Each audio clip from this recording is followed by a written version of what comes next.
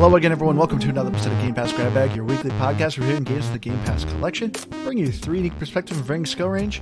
I am the one who is sacrificing his sanity being on this podcast, Andrew. With me, the one who's the cause of all our insanity, Keith. Oh, hello. And the one who wouldn't even sacrifice a ham sandwich for me, Liz. Hey, guys. And this week, we played Hellblade, Senua's Sacrifice by Ninja Theory. Hellblade, Senua's Sacrifice is a third-person action narrative adventure game where you are playing Senua, who is traversing her way to Helhium to try to bring back her loved one. But going around, was this a game or a pass for you? Man. I dipped in and out at points.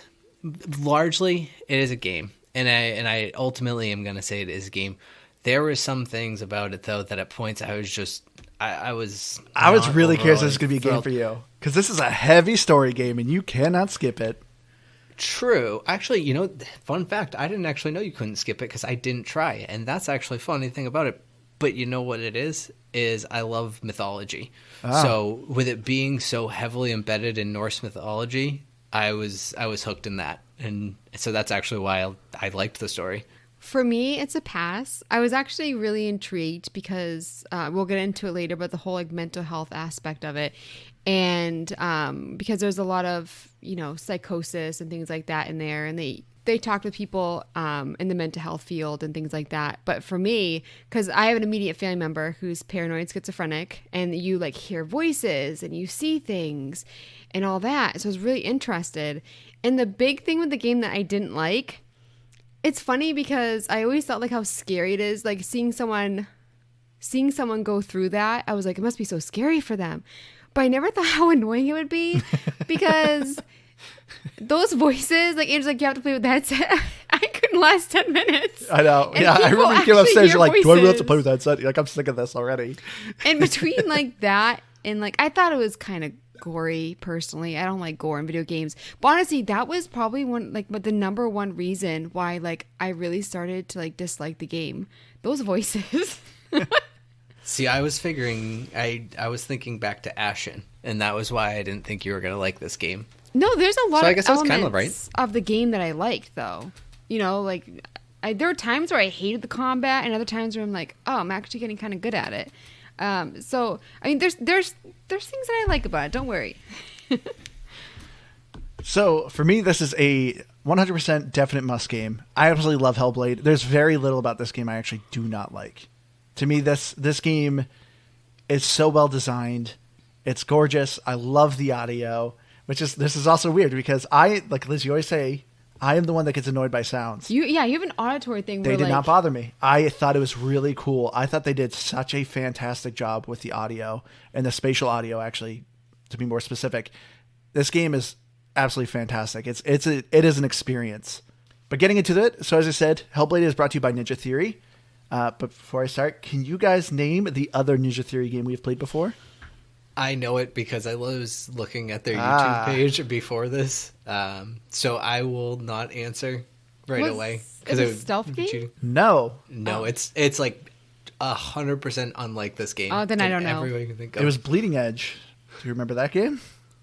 I hated that one, didn't I? A lot of us didn't really care for it. Yeah, I think everyone hated it because it's not around anymore, or at least it's no dead. longer being serviced. Yeah, but this is one thing that's cool. So Ninja Theory, they originally came out with this game. Can you guys guess what year this game came out? I'm guessing Keith, 2017. Yes, you're right, Liz. Did you look it up? No. Yeah, so I'm just that good. This game came out in 2017. Originally, I think it was PlayStation exclusive. It did eventually make its way to Xbox, and Microsoft loved the game so much that they bought the studio. So Ninja Theory is now a Microsoft studio. And this is one thing I love about Microsoft when they're buying these studios. They still let them do these fun things. So their pet project was doing Bleeding Edge. Unfortunately, it didn't work out. But, it's nice that Microsoft lets these companies do their own little small projects. Like Obsidian with Grounded. But that's one that actually works out better than Bleeding Edge did. I am kind of bummed for Bleeding Edge. It had a potential to be a good game. Yeah. It just didn't fan out. It came out. I think they needed to work on it a little bit more because it came out too bare bones. Yeah, and with so many other good similar games in the market, like Overwatch, that's a hard shell to crack. Yeah. But anyways, they did it well with Senua's Sacrifice. Yeah, to me, this game is honestly, I'm close to even calling this game like a masterpiece. It is so unique. It's a ton of fun. I loved it. So as I said, the story you were playing Senua, who is a young woman in a Norse village who just struggles with psychosis. And you start to learn a little bit of her past and how it actually is hereditary within her family. And she's essentially traveling to Helhium to try to revive her lost loved one. And try not to spoil too much of the story here, but you start to learn about her past, how she's dealing with her psychosis, and essentially trying to challenge the gods in order to bring back her loved ones. But as I said, the big component of this game is her psychosis. You know, as Liz was saying, you know, you're hearing these voices in your head, you're seeing eyes, you're seeing things that aren't properly there. And this whole game is really just her internal struggle.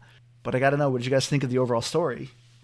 I think I already kind of said this. I was less interested in the story because I was more in it for the lore.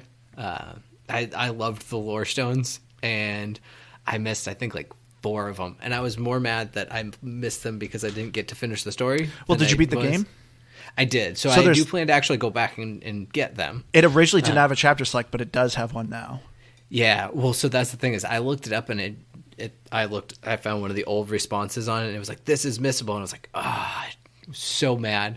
But then I realized after I beat it, I can go back and yeah. So like, I probably will go back and play them partly because it's a good achievement score, not to jump ahead, but I was interested in doing it. But as far as Senua's story, I guess I don't know if I was always paying full attention. I think that's something I do.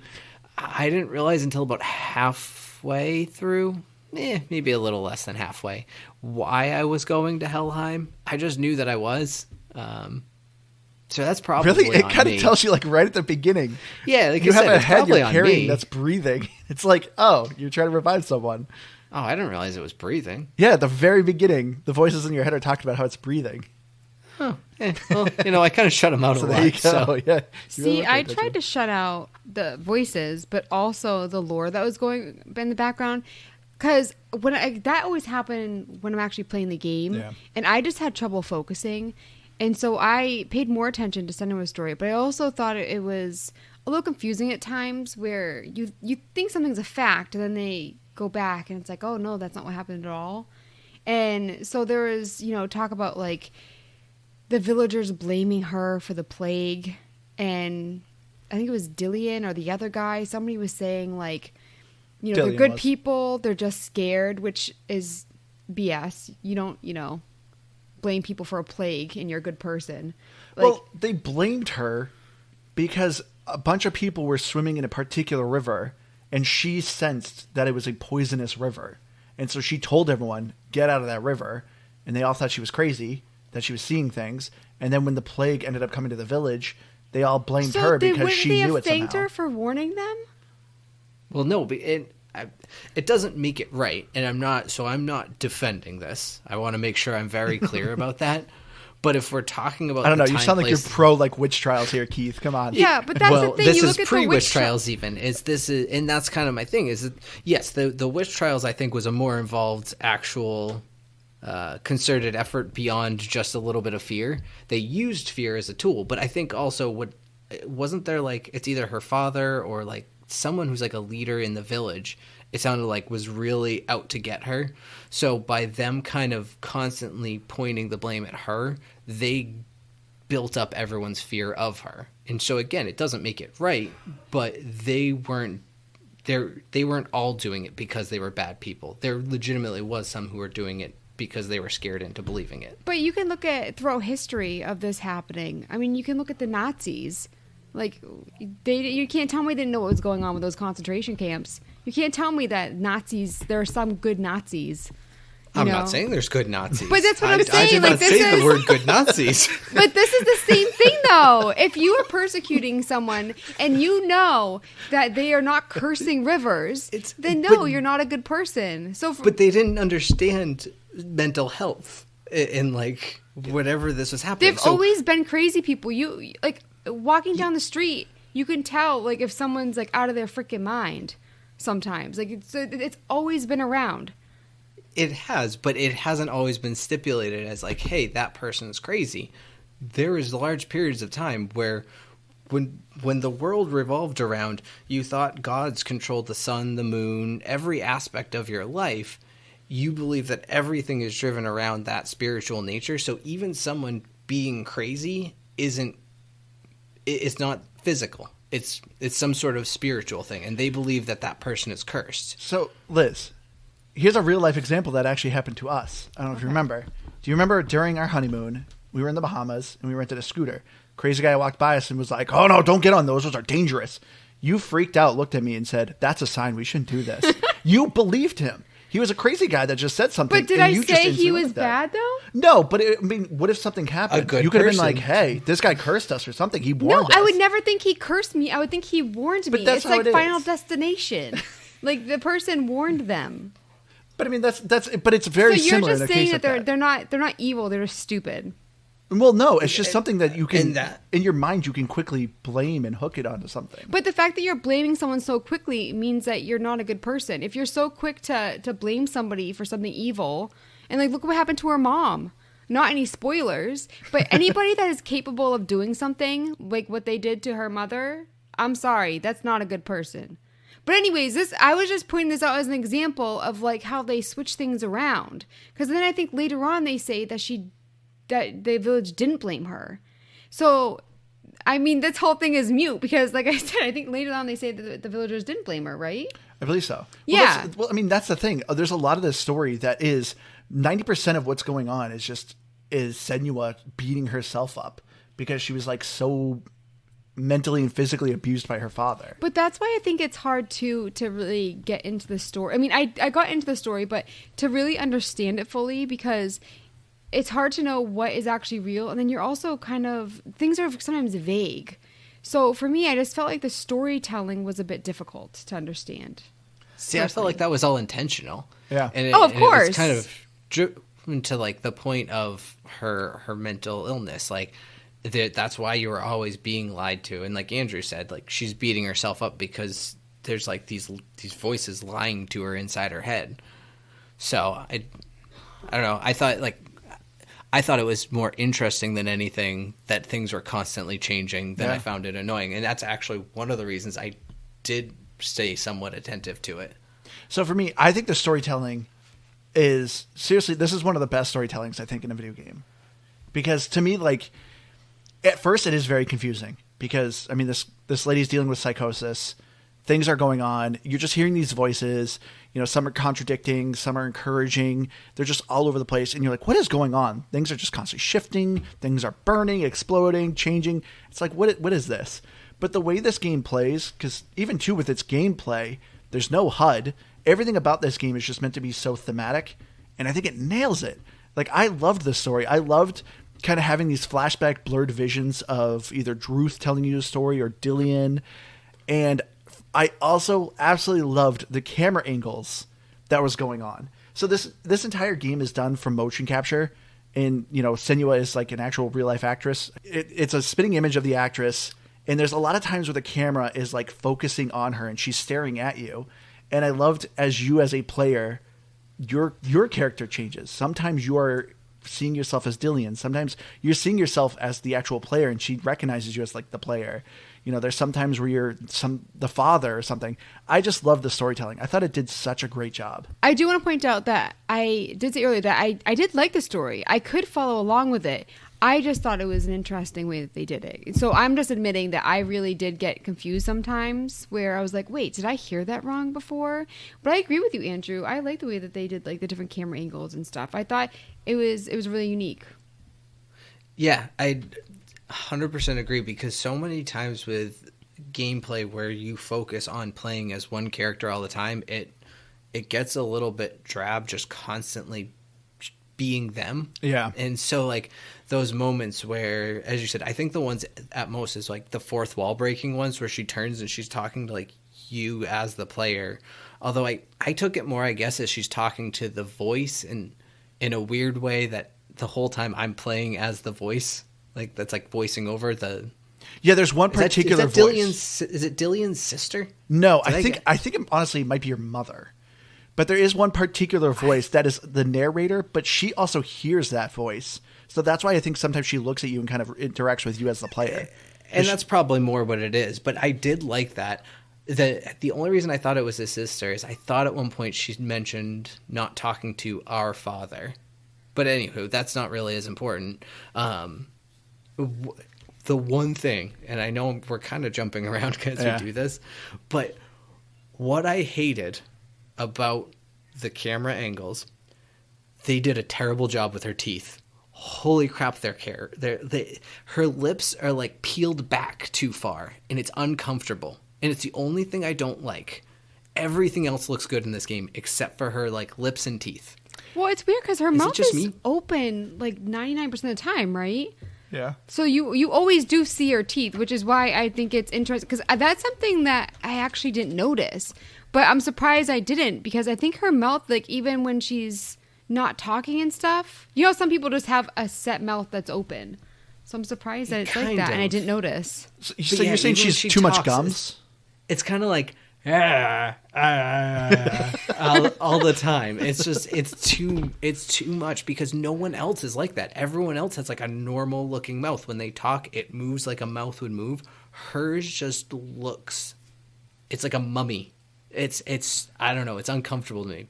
But I agree with everything else about what you're saying as far as the thematics. We need video of him doing that so that if people know what he's talking about. I mean, just a sound effect. I think people can imagine what he's doing.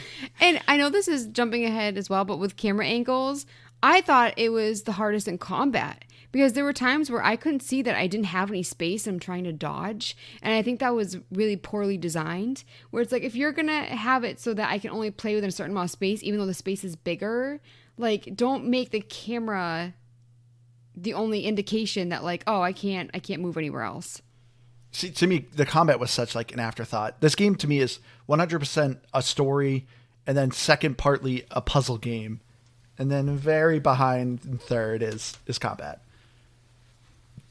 But, so I loved the puzzles. That was my favorite part of the gameplay. Yeah. I thought for sure you would hate the puzzles. I was like, when you just said that, I thought you were being sarcastic. No, I genuinely liked the puzzles more than anything. So I think you're right, is that the game or the actual combat it's so mediocre. I still disagree when I asked you if it being a little bit Souls-like, because it is very like dance fight, but it's pretty simple, pretty straightforward. All I hated about it, and I ended up just changing it honestly to easy by the end, is it just became a slog. Yeah, like, it definitely is. And I'm just sitting there like, it's the Sea of Corpses fight was the first part that I really started to get annoyed, where it was just wave after wave after wave, and I was so done with that fight. And then by the time I got to Fenrir, that's when I just went, screw this, I'm going to easy, and I finished out the game fighting on easy, because it was like one hit kill everything. Honestly, I recommend playing on easy. The combat's just not that interesting. This is all about the story, and so for me, I recommend playing on easy. I do like the idea of the what do they call it, like auto combat or whatever, where I think it like adjusts the difficulty. It has auto difficulty. Yeah, because honestly, I think I might have been pushing up to hard, because the combat isn't all that difficult to begin with. It just gets more slicey and dicey. Yeah, they just become more sponges, and that's why it's just not fun. Yeah. See, I had Andrew do a couple of battles for me, because at the beginning I hated the combat. And then I really started utilizing that dodge. And then I started enjoying it. I think by the end, I actually really didn't mind it. Except I thought like there's a battle at the end where there are just constant waves of enemies. And I was doing really good for like a long time. And I'm like, when is it going to end? And then I realized, oh, it doesn't end. Like, you have to die, and then the story keeps going. You gotta listen to the voices. And, yeah, I guess I wasn't listening to the voices because I had to turn them down because they were so annoying. And the only reason why I know is because I ended up going to a walkthrough and being like, how long is this? Am I doing something wrong? Am I supposed to do something? And then I saw the person die and went to, like, a cutscene immediately, and I was just like, that was a waste of time. And my hands were hurting. My fingers hurt. I was doing so good. So yeah, you really got to listen to the voices. The voices are like I said, there's no HUD in this game. So there's no mini map. There's no indicators. You have a mirror on your hip that glows a little bit when you're getting like power during combat. But that's like literally it. You have no health bar or nothing. So the voices are literally your guidance. Well, so, you also taught me the freeze. Yeah. I don't think it told me that. I might have. I could be wrong. There's a freeze? Yeah, well, not freeze, but it makes all the enemies go super slow. And it's also used to, if they start to vanish, you can make them whole so you can fight them. But yeah, I wish that a voice had told me that. I'm pretty sure a voice does tell you that. Yeah. See, do you know what? You told me to listen to it with headphones, and I physically couldn't. I wanted to yell, like, just shut up. Well, you know what I liked about it, actually? This is, and I was waiting a little bit as we got closer to maybe an audio portion. One of the things you'd mentioned, Andrew, is that you typically don't like repeating noises. Yeah. And I think that's what they did such a good job is, yes, there's repeating phrases, but it's not consistently the same 3 phrases. It is within like a subsection, but as you move through, the voices are constantly changing. So unless you're just I think there's like 4 voice actresses. Mm-hmm. Yeah, so unless you're just standing in a dead set area for an extended period of time, you're not really hearing a ton of just repetitive voices. Yeah. I kind of disagree because there were certain times where like, oh, she's never going to make it, whatever they were saying. I heard the same phrases over and over again throughout the entire game. And so for me, like, that was another reason why I hated it. I already hated the voices. And then it was just like, one of them was like taunting her, but taunting her with the same phrases. And so for me, that was just a pass on the audio with taking off the headphones. It's crazy because that's like where I 100% disagree, because I think that's what it made it so like nerve-wracking and anxious, and you're just like, it made me irritated. I didn't feel anxious at all. I was just like, listen, I'm going to shut these voices tension. up. But you kind of maybe you were tense though. But that's the thing is like, if you would and I'm not saying like this in a like, if you would just do the game, Liz, but like as you would progress and you would like complete things, it kind of would shut them up because they'd be like, she's never gonna make it, she's never gonna make it. Yeah, but then they do it again. But that's the whole. So no matter what, you don't shut them up. It just keeps going. If someone's taunting me over and over again, and I keep but if I keep showing them like I know what I'm doing. Yeah, it is the point. The voices go, oh, wait, maybe we should be quiet. No, but I'm not disagreeing with you. I'm just saying that, like, I personally disagree. I think that it was annoying hearing the same phrases over and over again. You can like it, Keith. That's a little weird, but you can like it. I mean, we can both have differing opinions, and that's what I just said. Right, and that's fine. But you just get heated with each other. See, I'm with Keith on this. This is what's surprising. Like, because I fully agree with you, Keith. I did not think the phrases repeated that often. No, Liz, the one you're kind of talking about, I think it normally happens in combat. And yeah, when you're getting kind of low health, they will kind of keep repeating of, oh, there's blood. Oh, she's not going to make it. They'll repeat those things over and over again. Oh, no, I'm more thinking about when you're navigating areas, the ones that I'm thinking of. See, I found the navigating areas. But again, I mean, it's not really something like you can say like disagree, but like, I mean, it's just my opinion. Yeah, no, and I'm not arguing. I'm just saying this personally for me, I did not find them annoying because, yeah, like the whole point of them is to kind of give you hints. So there are times when they're like, oh, she needs to focus on those stairs and fix them. Like that's kind of telling you and guiding you what to do. Yeah, but see, I feel like I didn't need that because, like I said, I shut them out. You can see the glimmery bits. Yeah. And so for me, it's just like I don't really think it's fully necessary to listen to the voices because I beat the game. And I shut those voices right up. Yeah, well, I mean, sure. So it's Hellblade not 2. that the game is impossible without them. Oh my gosh. Do you have any friends who want to play the game? They do kind of like a little game of like warmer, colder. That like if you're listening to them, they'll like start to really guide you in those directions. But I go back to even like there was one moment in particular that it was like a dark area and I had a torch and they just started going, the torch is going to go out, the torch is going to go out. I didn't know if it actually might go out. I had no idea. So like I started panicking a little bit of like, I got to get somewhere. I got to do something. It never did. But like almost going back to the scooter thing, like they just said it. And all of a sudden I was like, wait, now do I have to worry about this now? See, I heard that when you were near water and if you went under something, it would go out. So maybe maybe when they were saying that you weren't going down the path that.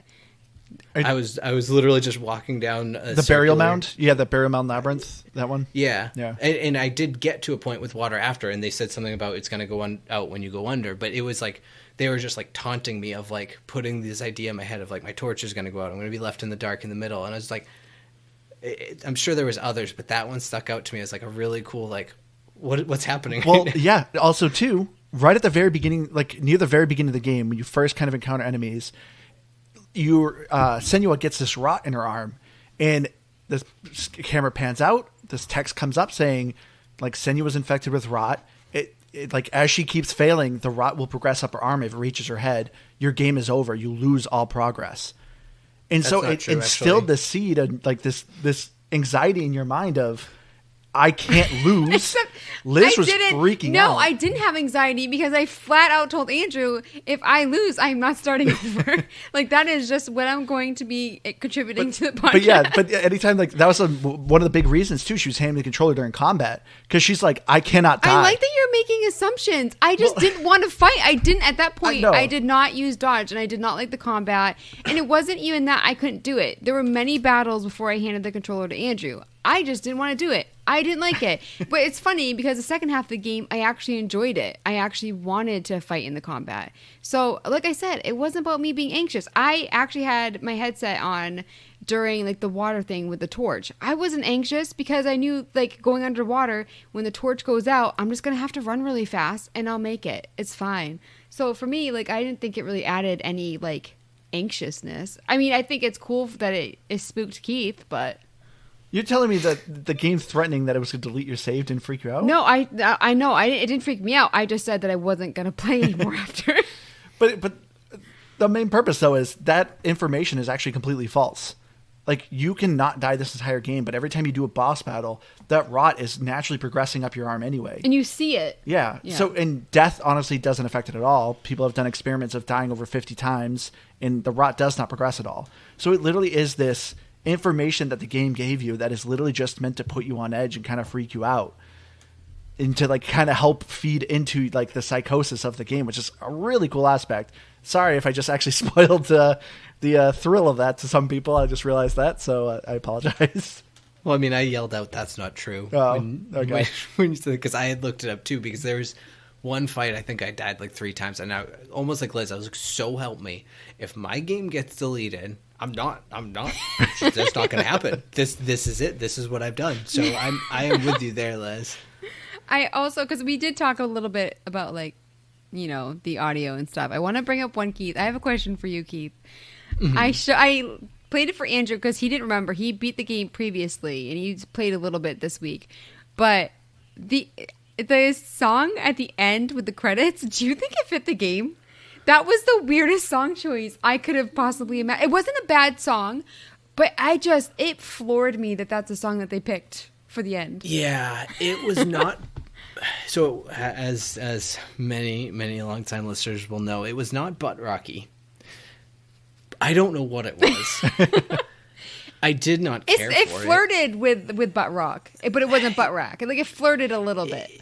The guy sounded like he wanted to be Johnny Cash, with kind of like a weird sing-talky, dark voice. To me, it seemed more like Scott Stapp. But you have like this super... Yeah, it was like Scott Stapp trying to be Johnny Cash. It was not very... It wasn't very good. And at points, it was just... The lyrics were just like a weird... Do you know Stone Temple Pilots? No, Crash Test Dummies. Mm-hmm. Yeah. It's like that. He's like explaining things that are happening in a day. And like, this is so boring. And all I wanted was for it to just stop. It was a little cheesy. I guess I could have quit. But I think like what is weird is that the game up until that point, it's really like, Andrew disagrees with me about this as well. I think it's really gory. It's also very dark. And then you have this just like, it's not pop either, but it with the environment that it's in, it feels like pop. Like, it's such a different mood. It was weird for me. No, when you played it for me, it really is different. Because on Spotify, there's the Hellblade soundtrack, and that song is not on the official soundtrack of Hellblade. Nope. So they clearly, I think, didn't like it either. Because the soundtrack is so good. It is. It's very good. It's weird because before that song too, I think it's that last battle, there is a song with lyrics, right? It's like a female singer while you're doing the last battle. Possibly. And it fit though. Yeah. It was so good. And that's where the song wouldn't have been totally jarring to me, because at that point I was like, okay, I've already been introduced to a song within the soundtrack that has lyrics. It's not that weird. It was just not good. It didn't fit anything other than the game's kind of depressing and the song kind of has a depressing sound to it. That's about the closest I could make it to. But thank you, Liz, for bringing that up, because yes, I hated it. Yeah, it is a very odd choice, because the soundtrack is so phenomenal. I highly recommend just listen to the Hellblade soundtrack on Spotify. It's really good. I mean, just the overall audio is just fantastic. I didn't ask you, Keith, did you play this game with the headset? Yes, absolutely. Yeah. To me, I thought the headset was just, the spatial audio is so good. Just hearing the voices in the back of your head and hearing like enemies when they're behind you. It's, yeah, I mean, well, there's the Fenrir fight where, again, you can get through it without needing the audio cues, but there's like the one, like, certain parts of the fight where he jumps off screen and you have to like listen for him for where he's going to come from. So the audio plays just such a big part in this game. I do want to say that I said earlier I took off my headset. I still listened to it in the background, just not with the headset. So I did hear when they occasionally, because like I said, I would block it out, but occasionally I would hear them say behind you. Like I tuned my brain to listen to that phrase, because I think it's really cheap. You're fighting like two guys and like a third one's going to come up behind you. You know, it was really cheap. But yeah, the instance that you just gave, Keith, that was really helpful as well. I mean, it's very helpful in the labyrinth portion, as Keith was saying, with the burial mound and you have the torch, because you're listening to the cry of the guy. And you got to listen if it's the left hall or the right hall. See, I didn't listen. I had it turned off during that. So that's what I mean earlier, where it's just like there were so many parts of the game that I didn't listen to it, and it turned out okay. But then there were some times that I did listen to it, and it was helpful. So, and then also, too, I want to go back. I do agree. This game is, it's gory, but to me, it's not like, I don't know. Hate when people get burned alive. Like with that's the villagers and stuff, the and you hear somebody screaming bloody murder, that's gory. A sea of corpses, it's gory. People having spikes up their butt, that's gory. Wasn't that the beginning? Like right through them? That's disgusting. I don't want to see that. I don't need to see that. So for me, that's why I consider it gory. But I also don't, even in horror movies, like I don't want to see it. I want like the scary suspense of it. Which is weird, because we definitely went through a phase of like watching slasher films and stuff. Yeah, it is weird. And I would complain about, I hate that this is gory, but I kept watching it. You love Scream. It's one of your favorite movies. I know what you did last summer is one of your favorite movies. So you do like some slasher stuff. I know, but I don't like the gore. I also think that those movies, compared to what's out now, like we were watching one on Netflix, and it was like showing like little kids being cut up and stuff. Yeah. So I think that's like really tame. For me, though, this game didn't seem like it was trying to be gory for shock value. It seemed like it was being gory for like historical purpose, because to me it felt realistic. You're going to Helheim, like literally the place of hell for like just the lost souls, and these are people that have been tortured and killed by the Northmen. Oh, and what happened to, I don't want to say because I don't know if it's a spoiler, but a little bit, when he's flayed. Yeah, saying, but even then you don't see like, so there's someone on display as a blood eagle, so people who know that there's something to be warned of. But to me, that too wasn't that gory, because it was mostly an outline. I agree, and I'm not saying that it fits the game. Yeah, it completely does. This is just my preference. Like I went into it, I not knowing really what it was going to look like, and so for me, like one of the first scenes that you see is I'm like spiked up, and I was just like, I don't like this stuff. But that's just personal preference. You make a very good point about like where she is. It makes sense.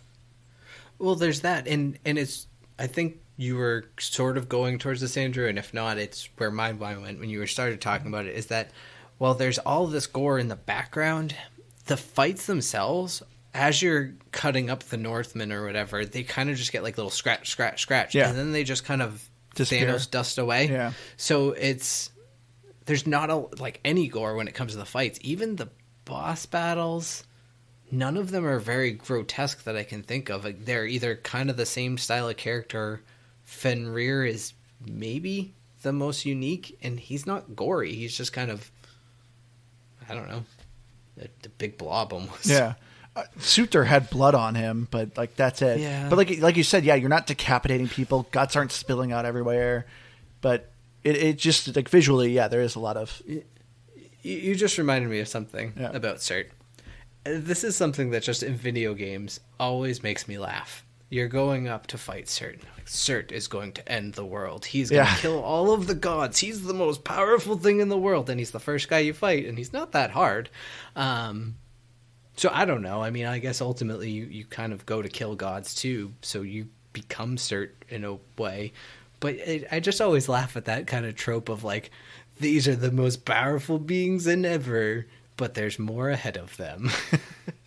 I know, yeah. This guy literally leaves ash in his wake, and it's like the first boss. It's like, oh, okay, that was it. I think I only remember like Fenrir. Is that his name? Yeah. And then obviously the final boss. But besides, I don't remember anybody else. See, I will say, like, now that you also brought up Cert too, I will say that was the one time I think the audio was a little annoying.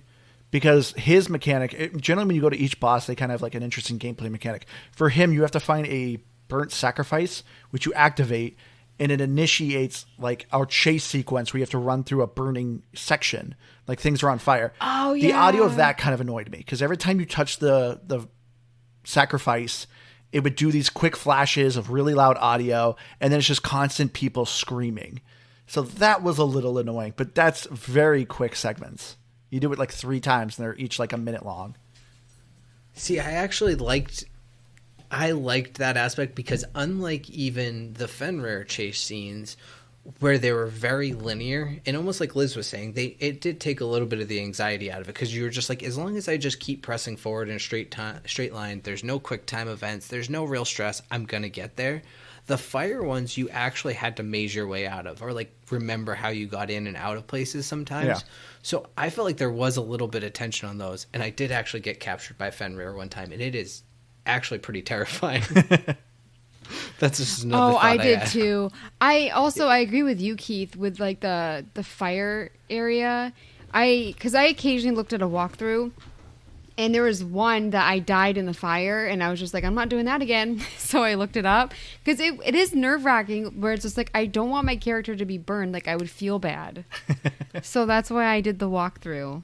I mean, another nerve-wracking segment was the swamp level, when you're finding out about the village that got the plague and they were blaming on you. And there's that segment where you're literally trapped in a maze, and there's this like ghost fire figure that's slowly chasing you through this labyrinth while you're trying to find these symbols. Oh, you did that for me. Yeah, you as soon as you saw the thing, you're like, nope, you're doing this. It killed me once, and I was like, Andrew.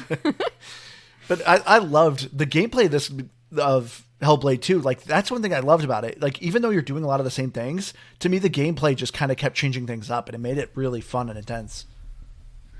Well, one of the things that actually made me laugh too about those fire things, to your point a little bit, is that every time she touched one of the little ritual stones, she seemed shocked by it. Like, ugh, what is this event that's happening? I was like, all right. If anything, like by the third one, you should be like, all right, I'm going to face away. I'm going to like touch it with my back turned. Like, ready. Learn your lesson, Senua. That's all I'm saying. I'm also curious if you guys thought any, I know we talked about puzzles earlier, but were there any that you thought were really difficult? Because there was one that I really struggled on, and it was because I didn't see, like, there was a door you can't go through, and it says you need to find another way. There was a path right to the right. It was right to the right, and I missed it, and I went back over and over and over again and could not figure it out.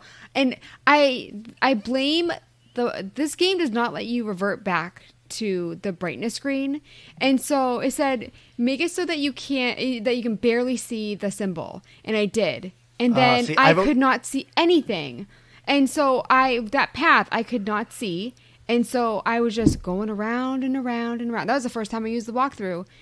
And it wasn't even a puzzle, but it was during the puzzle that it. See, I wish you caught me that, because I've always learned from playing video games, whenever they say we can barely see the symbol, I get to that point, and I usually add a couple more points of brightness, because you always got to compensate for glare. But a game like that, like, I was playing it at night as well, and it just, like, there was one part where I couldn't even see, another one that I missed, I couldn't even see where the symbol was, because it was dark. I didn't realize I had to light it up, but on a regular screen, you can see the actual wood. So if I could adjust the brightness, like I feel like you should be able to in a game like this. You should be able to go back and change the brightness. I would have been able to see it. So that's something I think that should definitely be fixed. And I do 100% agree. because I was looking for that, but that's where you got to know how to find the brightness settings on your TV. That didn't really help. It just made it look more muted. Really? I feel like it worked a little bit, but it didn't really fix it. Maybe it's my TV, but I just felt like it was a bit more muted.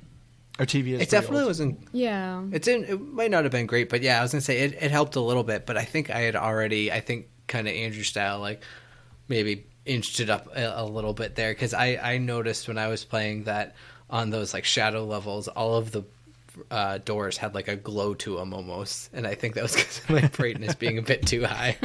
So I would just look and be like, oh, there's an outline of a door, I'm gonna walk in that direction. Nice, Keith. So yeah, Keith, so I wanted to ask you, I remember when I first played this, I didn't generally struggle too hard like figuring out where to go. Like I said, this game has no map or HUD or anything like that, so you really just kind of got to figure things out. Did you find it difficult to navigate? Largely, no. I thought it was pretty straightforward in terms of like I kind of did. I went with the standard kind of video game operating procedure is always go left. So that was usually my go-to of like, all right, I'm presented a path, start left, go there, and then I don't know. While there wasn't a map, none of the areas were so large. Like you would kind of have like maybe 4 main paths and then like 1 or 2 that would split off it. I feel like were some of the biggest ones. But no, I don't think as a whole I needed to.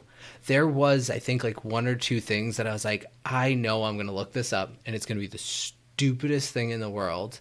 And like one of them was finding one of the little symbols in the world. And I was like, it was in front of my face and I just wasn't pushing the button the right way or something. And it's things like that I'm like, I don't mind looking up, because I'm like, I've just spent 5+ minutes looking around this entire map. I'm not going to find it. It's not a crazy puzzle. But any of the ones that were like really puzzle driven, I tried to not look anything up for those. I was gonna, yeah, because that was gonna be my next question. Is how much did you look stuff up? I know, Liz, you said you did a good amount. yeah, and I feel like I didn't really need to. It also like I think this is a game that it felt nice like playing it with. It felt like I was playing it with somebody. It was weird. I obviously didn't enjoy watching the walkthroughs because, I didn't want to see the game. It was because it was gory. But I did use it a bunch. It was very helpful. But there were some times where it didn't help. Like there was these like passageways that you would light the fires. And I try to do the technique like Keith did, where you pick a direction, you keep going that way. But I kept getting lost. It was like a little inside maze, and you were lighting fires. Yeah. But I was like, oh, I see a fire lit. I was already there. But it still took me a very long time, and I wish that, I could watch a walkthrough and figure out where the guy was going. Man, so if this game Score got you, I can't wait till we play Scorn. That's a... Oh, I was not looking forward to that. I like I said, I agree with you. It wasn't like the worst, but it's just not something I enjoy. There are some people that really like games like this. But overall, did you kind of answer? Did you overall find it hard to navigate? It was up and down for me. I remember there was one time that you were watching me play, and I completed the area, and I was just like going back, and no question about where I was going. And I was like, "You're pretty impressed with me right now, aren't you?" Because I have no sense of navigation, and I was impressed with myself. I patted myself on the back, but then there were times impressed. It was good that I was completely lost. Yeah. So it was up and down for me. So, I would have liked a map, but I also agree with Keith that it doesn't really need one. Yeah, I think for me, like it's been a while since I actually first played this game, and from what I remember, I think I maybe looked one puzzle up. But overall, I think the puzzles are pretty simple, and like that's another thing I like. The game does give you a hint when you're near the location of a puzzle, because you'll kind of start seeing the symbols float around your character, and so then you're like, oh, like the solution's somewhere around here. You saw me struggling with the nest one. Yeah, where I just couldn't find a specific pathway. That was when I looked up. I know the exact window. It's the first path up, right? Because I was looking and I couldn't find it. And I was like, oh, I can actually just walk forward up this branch. And I didn't think I could. And that's all I was missing, was just actually walking on the path that was in front of my face. Yeah. I don't know if that's the one you had, Liz, but it was. No, that's exactly what it was. I knew I had to be in that area, because why would there be that bridge? Why would I open up that area unless I needed to climb up? So yeah, I felt pretty dumb.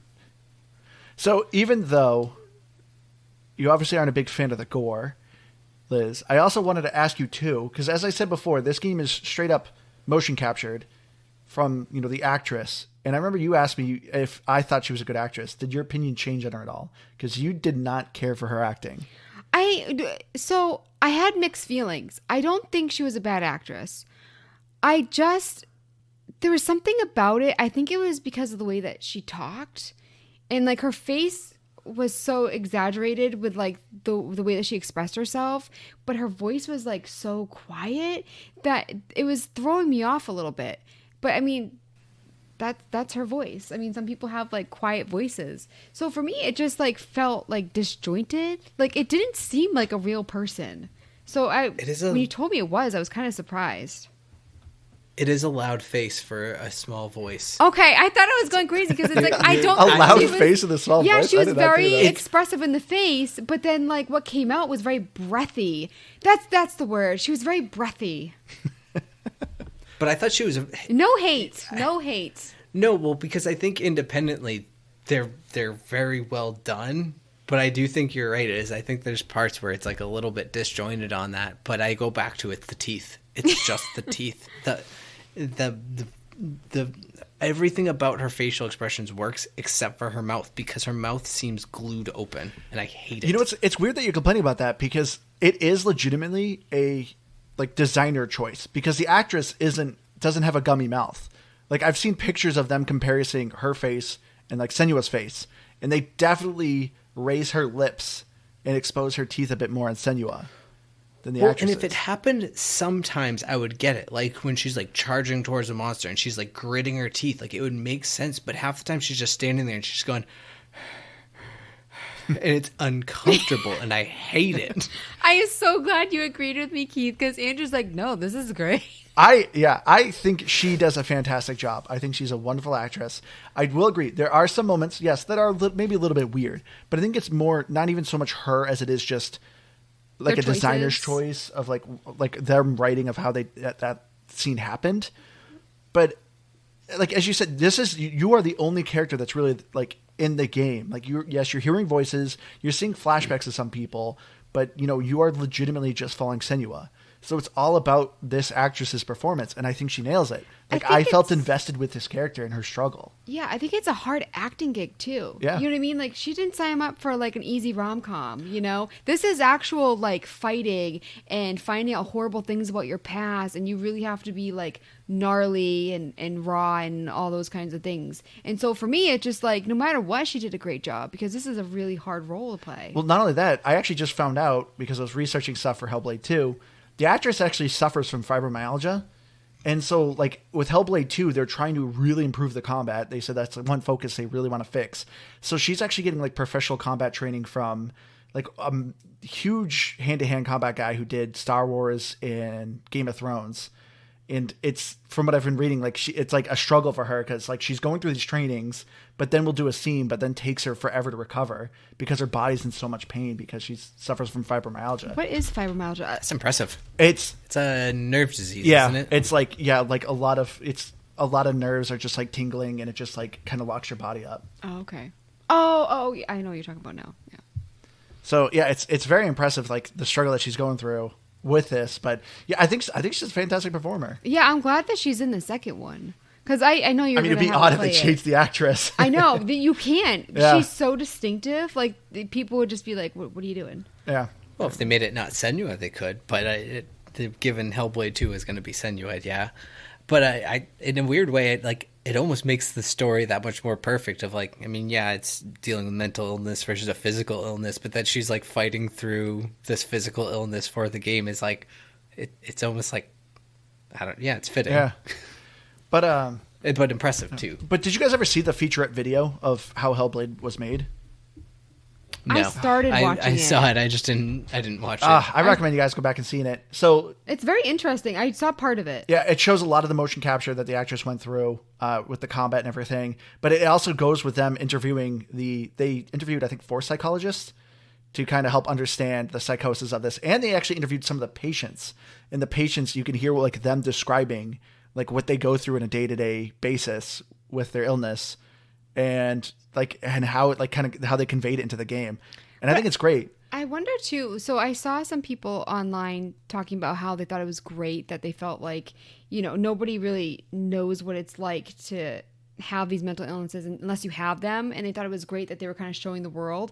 But then I saw some people that weren't very happy about it. But I was thinking about like who this game is for, because my family member, like, you spend so many years trying to not hear thoughts. Like, you're on so many different medications for, like, sometimes, like, decades just to get rid of these thoughts. And then you play a game like this. Like, I'm just like, would they want to? It's just weird to think about because, like, my family member is a gamer. And he said he didn't really remember the game that much because he played it when it first came out or a while ago. But I wonder if it would be really hard for someone who has, a form of psychosis to play it. I assume it probably would be a little bit. I feel like it would be kind of traumatizing. Like, even there are certain things that I picked up on the game that I like recognize as like, things that have been talked about. But it's actually surprising that they don't have any sort of like warning about that at the beginning, do they? Like usually games do, and they have it, and not even like it's not even fairly new. That's pretty old thing. I feel like games have been like, hey, just a heads up, there's some pretty dark stuff here. That is kind of true. Yeah, there is. But yeah, I don't know. That is an interesting thought. I would be curious about. It is one thing I do love about Hellblade is this whole aspect of psychosis. Because to me too, this didn't feel gimmicky. Like it actually felt like it was very much like, hey, this is a story about love loss, but the fact that it's like this character has psychosis, it makes it just this whole different experience. And that's something I love. I think this game does a great job conveying it, like having you understand a little bit how like people who struggle with this. But it's like it didn't seem fake. Seen as a curse in the game though, so it wasn't like a factual. Like, I'm not saying it's not factual, but it's not like a by the book psychosis where it's like it's actually a story where she is cursed. She calls it a curse, but her mother calls it a gift. Yes. And I like that whole aspect of it's all about how you perceive the world. Like that's what the whole storytelling of it is. People are scared because what if what you perceive is actually true? Then that means what people like don't see means their view is actually skewed, and that's why it scares them. It was really kind of a cool narrative of it, and I think it was just phenomenally done. Are we gonna? Yeah, I don't know. I don't know if this is what you meant by gimmicky, but I don't know. Sometimes I think games get a little preachy, and that's what I didn't, or what I liked about Hellblade. Yeah, I didn't think it was preachy at all.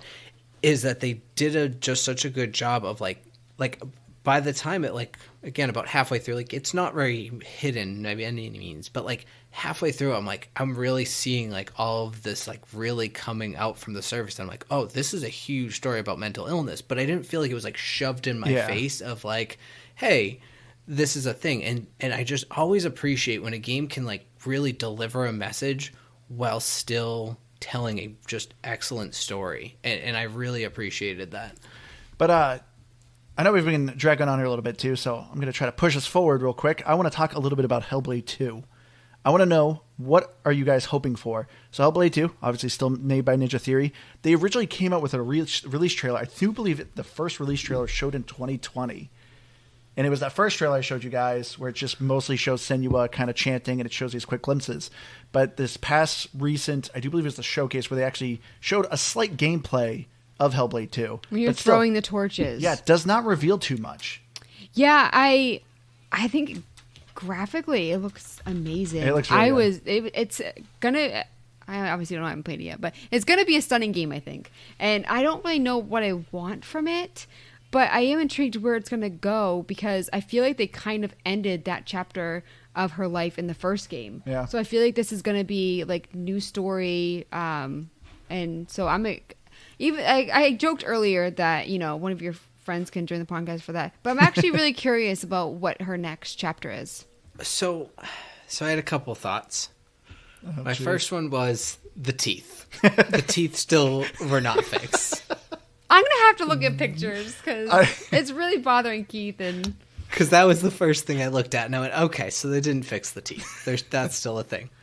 But moving past that, what I did see is it looked like some sort of combat elements that changed up and varied beyond just, hey, you're going to swing a sword a bunch. So I thought that was cool. I'm actually hoping that they expand it and really open up, because this game, like Hellblade 1 could have been improved by combat. It didn't need to be, but it could have been improved by it. Having a few different variations of weapons, maybe a few different elements, something along those lines could have just drastically improved it. So if they bring that into Hellblade 2, I'm in. And then I think the obvious one that you see right away, you're not alone anymore. Yeah. It sounds like the voices are still there, so you're not alone in your head either, but you're also not alone physically out in the world. Yeah, so I think that that's going to be an interesting dynamic of how much of this is still the same Senua sacrifice that we played, or is it the same world but almost a different game entirely? So from what I saw in the gameplay trailer, like as we were saying, Senua and a group of guys are going through a cave and you're hunting down this giant. Giant's chasing you. You're going through these segments of throwing spears at him and lighting him on fire. From what I saw in this, like, I'm very excited for Hellblade 2. I really can't wait. But what I'm actually curious if there's like a bit of base building or base management. I think it is still more narrative, because if you notice in the trailer, she's calling people by actual names. So I don't think you're like getting random blank guys that are coming in.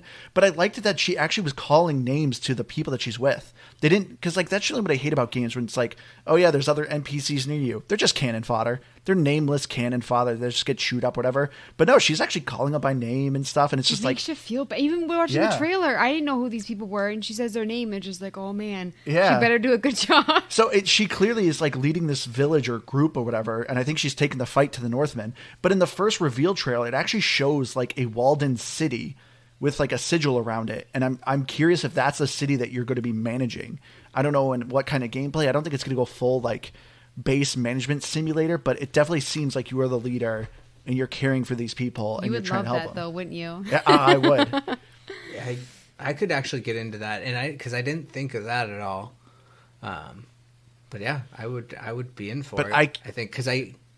Go ahead. Oh no! Go no, ahead. I was just to say, I can't wait for it. Unfortunately, there's still no release date. They originally said they were hoping to aim to get the game out near the end of 2022, but there still only has been that one little gameplay snippet, so I highly doubt it. Yeah, I mean, the one thing I was going to say was that I kind of had the same assumption as far as the storyline. It was like, I don't know, without trying to be spoiler for a game that's been out for 6 years, the ending seemed to be like she like broke her illness almost, at least, or like learned to control it, I guess. And so from here now she's like the Northmen kind of ruined her and everything that she loved because of her illness, and now she's going to use that to like you said, take the fight to them. So I think that could be interesting too. Yeah. But make for some good big battles. The giant at the end, it seem like she like knew who it was? At the very end, that was the last thing she said. her help. Yeah. So I'm really curious. I mean, I don't want to say any guesses, but I'm really curious. Yeah. Where that's I feel like go. for that point, I could be very wrong, but I'm betting that's probably like almost like the first fight in the game. It probably feels like that's like the opening fight where it kind of just drops you in, probably, and then it's going to show you that and then backtrack to why that whole giant knows you or something. That's what my money's on. I think going into this game not knowing anything about it except for what Andrew told me about, like that there was going to, the mental illness aspect and stuff, I didn't know what to expect about this game at all. Like gameplay, graphically, anything. I think going into the second game, I think I'm going to enjoy it a lot more. Like I have high hopes. I know that this game was a pass for me, but I also think that the energy in the second game is just different. Like this one was just like, honestly, it was kind of sad, I'm not saying the second one isn't going to be sad, but it feels like a different energy, if that makes sense. The second one definitely is going to be gorier.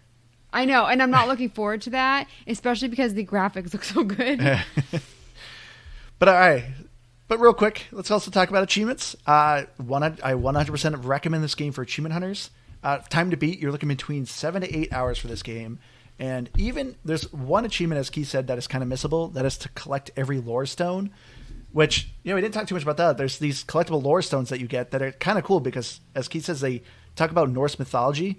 And it also doesn't edit it because some of the Norse mythology is pretty gross. Specifically, the one talking about Sigurd. Yeah. Ends up sleeping with his sister. Kind of gross. Yeah. But I missed that one. Yeah, that's good old Norse mythology for you. But it is cool, kind of like at least hearing some of this stuff. But yeah, even if you don't collect all those lore stones, You're going to get 900 gamer score just playing this game. Yeah, So- Keith and I both got 900. Andrew, Mr. Overachiever, he went back. They have the chapter selected, you said earlier, right? It didn't save my game, so I had to actually go back through it all and Oh, my not do the goodness. chapter select. Which But is they do have unfortunate. it, right? Yeah.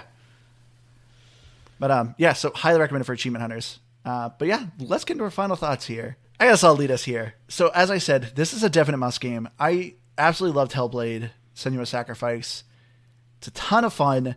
I was like you, Liz, when I first got into this game, I heard of good reviews for it, and I knew it dealt with psychosis, but that was about it. I actually didn't know there was any combat in this game.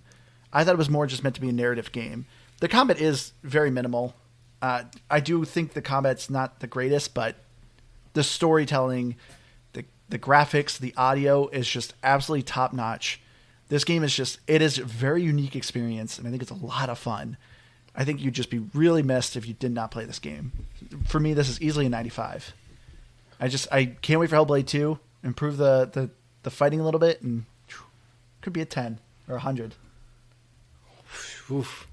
That's a hard score to follow. I don't know. It's so funny because like I think it was by the end of it, I was just so tired of the fighting.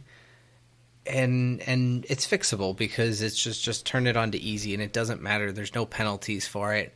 But I don't know. I don't like games that I just kind of just take out an aspect of the game. And so that really takes a lot out of it for me.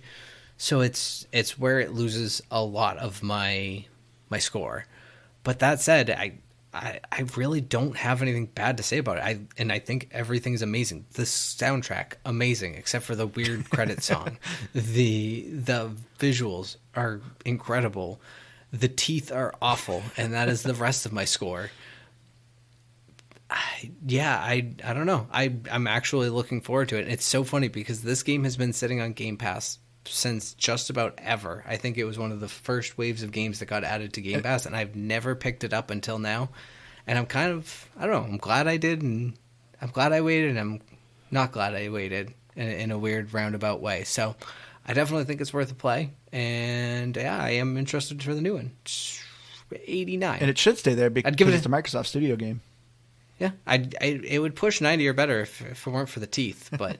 Do you know what? My score feels just low now because I wanted to give it a 78 for like a personal score. Like That's fine. That's the whole purpose of 'cause this for podcast. me, It's personally for you. I started liking the game more at the end, which is really rare for a game. Usually you like it and then you start to be like, I don't know. So I didn't know what to rate it because if I'm reading at the beginning, I hated this game, you know. And then I was very confused about what I felt about it.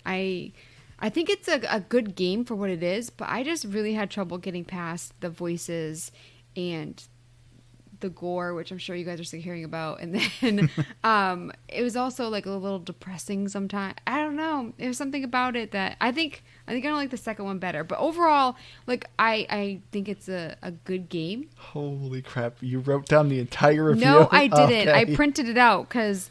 So our fourth and silent co-host is page, back. Almost a page and a half review.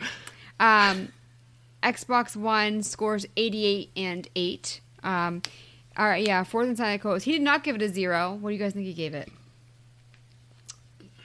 It's Norse. 3. I don't know how the French feel about Scandinavians. I'm gonna say 1. It's a 2, right in the middle of you guys. So I went under though. I win. I Google Translate, like I couldn't even fit it all. I had to do it in segments, and so I printed it out and just like, you know. So I'll do a couple little snippets. Even at the end, we only assume what happened, and it is only at the end that we take the measure of the trauma experienced by our little Senua. If we had known earlier, we would have had more empathy, and we would have understood why she hears so many voices in her pretty little head, and why she is missing a few boxes, and why the light is not on at all floors up there. That, to tell a story, Hellblade is downright crowded. So to supposedly talk to us at the same time about, in quotations, mental illness. So frankly, yeah. This guy's... And I really hope it's Google Translate that he's saying like little Senua and her pretty little head. Yeah, like, that's a little... She's a warrior. What are you doing? Trolling on the internet, sir. Ooh, I'm sassy. However, the intentions are... Oh, sorry, hold on. However, the intentions are there, but we note, for example, dialogue straight out of a surprise bag or a horoscope of the genre. In quotations, accept death with joy and everything will be fine.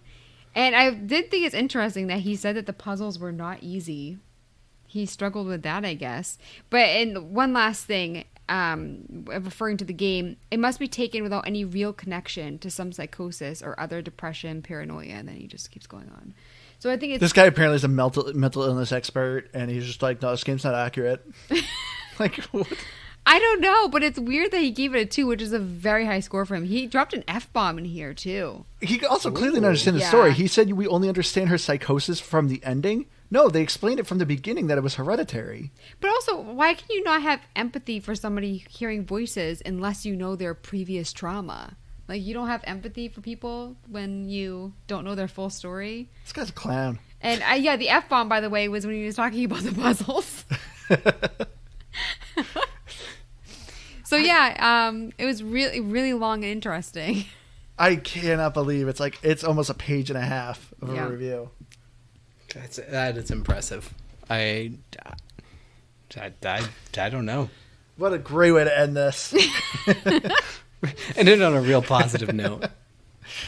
But anyway, let's wrap it up here. Thank you all so much for joining us. We hope you guys enjoyed this. If you have any game suggestions, please, we would love to hear it. We're at GameBaskGrabBag@gmail.com, or Twitter, GBGBPod, or Facebook, GBGBPod. Or if you just want to say hi, we always love hearing from you guys. We greatly appreciate it. I've been your hardcore gamer host, Andrew. You can find me on Xbox Live at Firebird0952. I've been Keith. Yeah, I liked this game. And you liked the game of the story. Yeah, it's crazy, right? And I'm Liz Noob, gamertag, comment on Dean, and I'm on Twitter at Liz Noob, IzzEW. And you did not like this game.